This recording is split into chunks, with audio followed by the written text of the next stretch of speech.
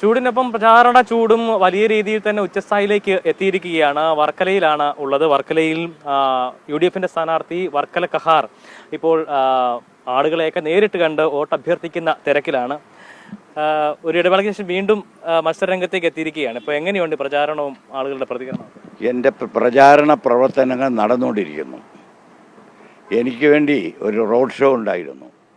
അത് ഗംഭീരമായിരുന്നു. ജില്ലയിലെ ഏറ്റവും നല്ല, അതിൽ പങ്കെടുത്ത യുവാക്കളെയൊക്കെ കാണണം.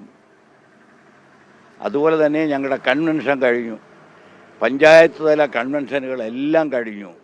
ഞങ്ങളുടെ പ്രവർത്തകർ ഫീൽഡിലാണ്. ജനങ്ങളിൽ നിന്ന് വളരെ അനുകൂലമായ പ്രതികരണമാണ് ഞങ്ങൾക്ക് ലഭിക്കുന്നത്. എല്ലാവരും പറയുന്ന ഉമ്മൻചാണ്ടിയെപ്പോലെ ഒരു മുഖ്യമന്ത്രി വരണമെന്നാണ്.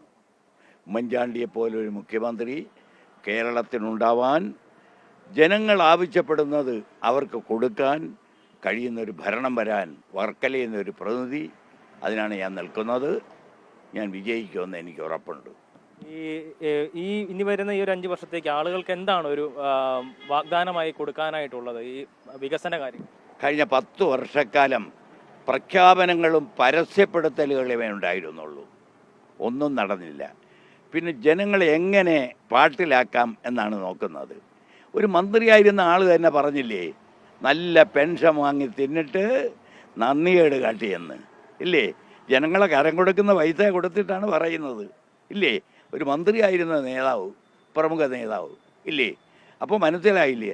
അങ്ങനെ അല്ലാത്ത പ്രധാനപ്പെട്ട 5 കാര്യം രാഹുൽ ഗാന്ധി പ്രഖ്യാപിച്ചിട്ടുണ്ട്. ജനങ്ങളുടെ ആവശ്യം അനുസരിച്ച് മുന്നോട്ട് പോകുന്ന ഒരു ഭരണം വരും. സമ്പത്ത്, ആദ്യത്തെ മുഖ്യമന്ത്രി പട്ടംതാണു പിള്ളയാണ് ഐക്യ കേരളത്തിൽ. ആ പട്ടംതാണു പിള്ള മുതൽ പിണറായി വിജയൻ വരെയുള്ള ഭരണത്തിൽ നമ്മുടെ കടം 1 ലക്ഷം കോടി രൂപയാണ്. എന്നാൽ പിണറായി വിജയൻ്റെ കാലയളവ് കൊണ്ട് അത് 8 ലക്ഷം കോടി രൂപയായി മാറി. നാട്ടിനെ ബാധ്യതകളും കടത്തിലുമാക്കുന്ന, ഇതിന് പകരം ജനങ്ങൾ ആവശ്യപ്പെടുന്നതെല്ലാം അവർക്ക് നൽകുന്ന ഒരു ഭരണം ഉമ്മൻചാണ്ടിയെപ്പോലെ ഒരു മുഖ്യമന്ത്രിയും. ഉമ്മൻചാണ്ടിയെപ്പോലെ മുഖ്യമന്ത്രി ആരായിരിക്കും?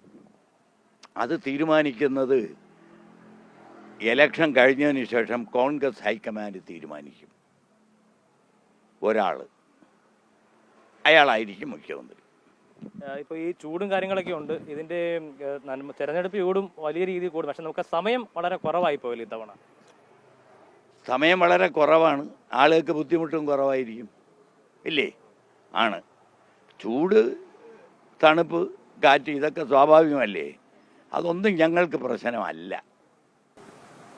എന്തായാലും തികഞ്ഞ വിജയ പ്രതീക്ഷയിൽ തന്നെയാണ്. കഴിഞ്ഞ തവണ ആ ഒരു ഇടവേളയ്ക്ക് ശേഷം വീണ്ടും വിജയത്തിലേക്ക് തന്നെ എത്തും എന്നുള്ള ഉറപ്പിൽ തന്നെയാണ് വർക്കല കഹാറും UDFും വർക്കലയിലുള്ളത്. വർക്കലയിൽ നിന്നും എബി ജോൺ തോമസ്, അമൃത ന്യൂസ്, വർക്കല. നിഷ്പക്ഷമായി ഈ രംഗത്തെ ദൗത്യം നിർവഹിക്കുന്നു എന്ന് ഞങ്ങൾ പ്രതീക്ഷിക്കുന്ന അമൃത ചാനലിന് അഭിനന്ദനങ്ങൾ.